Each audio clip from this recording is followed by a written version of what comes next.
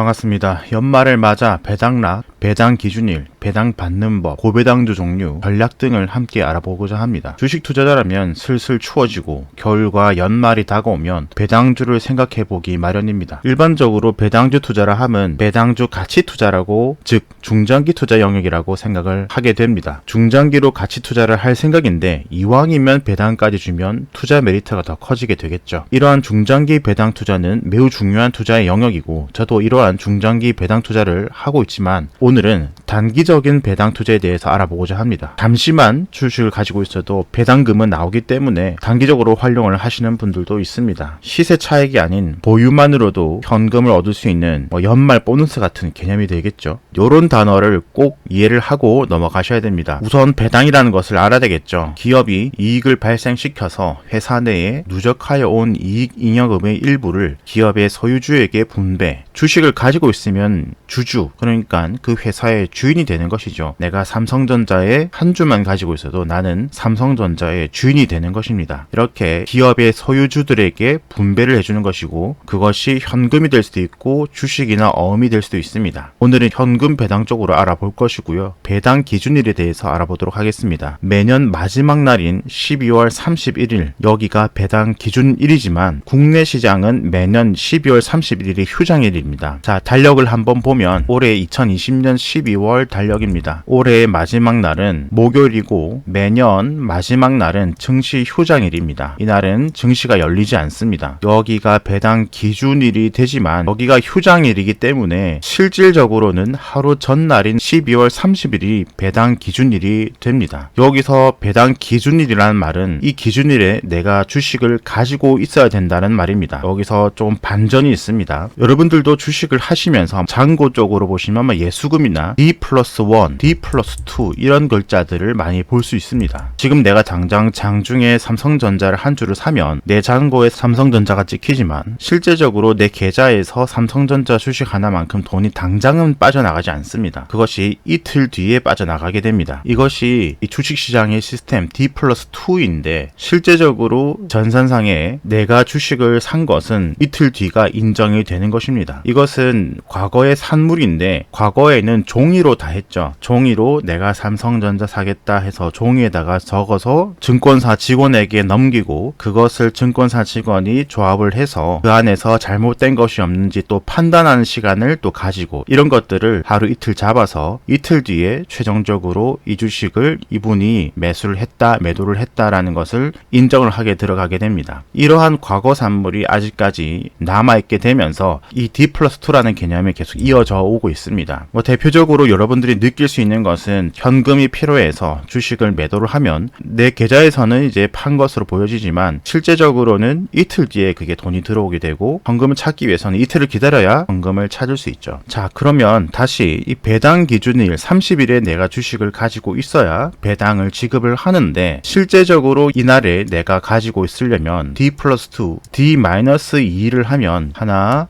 28일에 내가 매수를 해야 된다는 것으로 나옵니다. 즉 28일까지 내가 배당을 받고자 하는 회사의 종목을 매수를 완료해야 D+2 이날에 내가 샀다는 것이 인정이 되는 것입니다. 반대로 이날이 배당 기준일이라고 이날에 매수를 하면 해당 연도의 배당금을 전혀 받지를 못하게 됩니다. 즉 이날에 산 사람은 이틀 뒤인 2021년 1월에 매수를 하게 되는 것이죠. 여기 또 신정이고 여기는 또 주말이니까 2021년 4일 월요일에 실제적으로 매수가 된 것으로 인정이 되기 때문에 2020년도의 배당은 전혀 받지 못하고 2021년도 배당으로 넘어가게 되겠죠. 이렇기 때문에 여기서 이제 이 배당락이라는 단어도 나오게 됩니다. 결산기일이 지나서 배당을 받을 권리가 없어진 주가의 상태 플러스 이틀을 적용을 하면 28일 다음 29일부터는 이 배당에 대한 권리가 없어졌다라는 것입니다. 그러니까 배당락일 이 전일까지 매수를 완료를 해야 된다는 것이죠. 예를 들어서 A라는 종목은 배당금을 한 주당 1,000원을 준다고 가정을 하면 4월 달에 매수를 하던 8월에 매수를 하던 9월에 매수를 하던 예를 들어서 9월 15일에 매수를 해서 12월 28일까지 가지고 있어도 1,000원을 주고 28일 하루만 매수를 해도 1,000원을 주게 됩니다. 정말 단순히 이 배당 하나만 노리고 단타적으로 노리겠다 하면 28일에 매수를 해서 29일에 매도를 해도 인정이 된다라는 것이죠. 혹시 이해가 정리가 잘 안 되시는 분들에서 다시 한번 짚어드리면 28일 이전까지 매수가 되면은 모두 받을 수 있습니다. 내가 팔고 싶다. 그러면 29일부터 언제든지 팔아도 배당은 들어오게 됩니다. 그렇기 때문에 이것이 이해가 가시면 29일부터는 언제든지 팔아도 배당금을 주기 때문에 이 단기적으로 배당금만 노리고 매매하는 사람들이 분명히 많기 때문에 29일부터 매도량이 나올 수 있다는 것이죠. 그렇기 때문에 29일 배당락일에 주가가 하락하는 경우가 꽤 많이 있다. 그렇기 때문에 무작정 수익률만 보고 매매를 하면은 안 된다. 유의할 사항이 많고 본인만의 기초와 전략이 있어야 된다. 배당금은 모든 회사가 주는 것이 아니라 주는 회사도 있고 안 주는 회사도 있고 많이 주는 회사도 있고 적게 주는 회사도 있습니다. 퍼센테이지가 0. 몇 프로에서 3%, 4%, 또 5%, 2%, 7%, 8%도 크게 주는 회사도 있고 이제 3%, 4%, 5% 넘어가면 은행 이자보다 이제 나은 정도가 될 수 있겠죠. 자, 그러면 이제 어떤 종목이 배당을 주고 얼만큼 주느냐 이런 것들을 간단하게 알아보기 위해서는 네이버에서 배당주라고 검색만 하셔도 배당주를 주는 회사들이 이렇게 검색이 되게 됩니다. 자, 여기서 배당 수익률 상위 종목 더보기 여기를 한번 눌러볼게요. 배당 수익률 상위 순으로 이제 표시가 됩니다. 자, 여기서 이제 하나 유의하셔야 될 것은 이 전까지의 수익률과 수익금이 나오는 것이고 내년도는 회사의 사정에 따라서 조금 달라질 수 있지만 대체적으로 비슷한 수준을 유지할 것이다 라는 기대감으로 매매를 하게 됩니다. 여기 수익률이 보시면 지금 제일 많이 주는 것은 베트남 개발이라고 37%를 주죠. 정말 단순하게 계산을 하면 내가 1000만 원을 베트남 개발을 28일에 사서 29일에 팔면 다 세금은 붙습니다. 세금이 2000만 원 수익 이하까지는 15.4% 정도 제하고 이제 들어오게 됩니다. 그러면 단순 계산으로 1000만 원에 37%면은 370만 원이고 거기서 지금 15% 제하면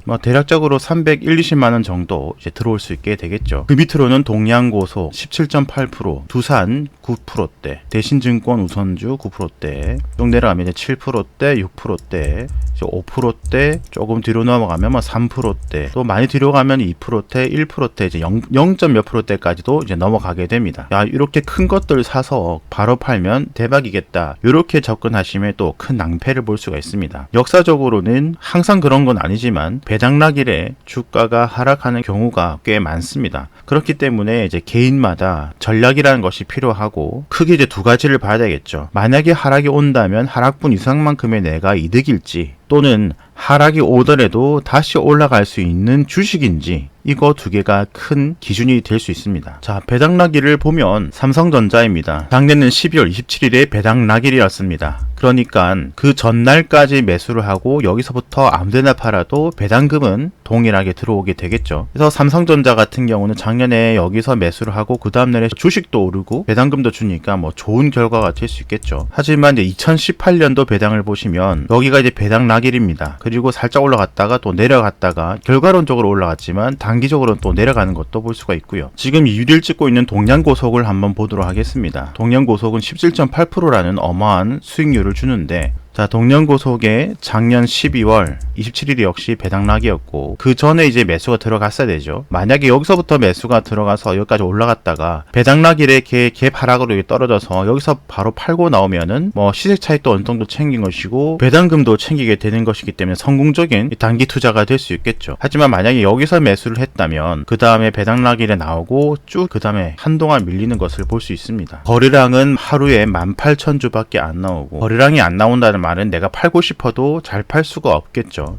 이런 것들도 고려를 해보셔야 되고 동양고속의 종목 분석에서 재물을 보니 재무 자체가 매우 안 좋습니다. 그냥 봐도 빨간색이 많이 보이시죠? 영업이익률은 마이너스 24%까지 내려가고 수익이익률도 내려가고 그리고 이제 주가가 배당일 전에 이제 많이 뛰어 있다. 이렇게 되는 것은 안전상의 이유로 거르는 것이 좋겠죠. 그렇기 때문에 결국에는 또 기초라는 것이 필요합니다. 지금 주가를 봤을 때 삼성전자도 지금 많이 올라가 있는 상태인데 배당락일에는 또 어떤 위치에 있을지 모르지만 배당락일에 이렇게 지금 이격도가 높고 많이 위에 떠 있다. 올라간다. 그럼 또 내려갈 가능성이 크겠죠. 하지만 이게 올라간 추세에 이격도가 좁은 상태이다. 그리고 회사 자체도 실적을 내고 있고 괜찮다. 앞으로 주목받을 수 있는 종목이다. 큰 위험이 없다고 판단을 했을 때 본인만의 전략을 만들어서 매매를 해보는 경우도 있겠습니다. 너무 큰 7%, 8%, 9%, 10%보다는 한 3.5%에서 6% 사이에 있는 것들 중에서 여러분들이 차트와 해당 종목의 실적을 찾아보시면서 만약에 하락을 하더라도 괜찮다 싶은 회사를 해보는 방법도 있고, 대응이 불가능하신 분은 굳이